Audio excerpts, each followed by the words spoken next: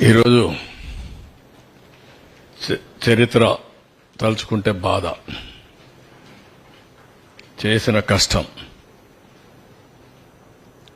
టోటల్గా వృధా అయ్యే పరిస్థితి వచ్చింది.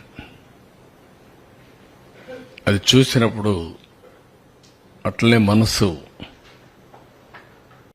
ఏమాత్రం కూడా నిగ్రహం చేసుకోలేని పరిస్థితి వస్తుంది. ఇంత కష్టపడితే ఈ మార్గం చేశారేంటి దుర్మార్గం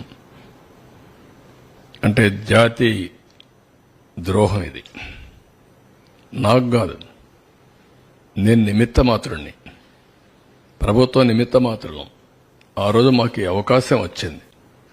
వచ్చిన అవకాశాన్ని సద్వినియోగం చేసి తద్వారా మళ్లీ ప్రజలు నిలదొక్కోవాలి, రాష్ట్రం నిలబడాలి అనే ఉద్దేశంతో ముందుకు పోయాం. 10 ఏళ్లు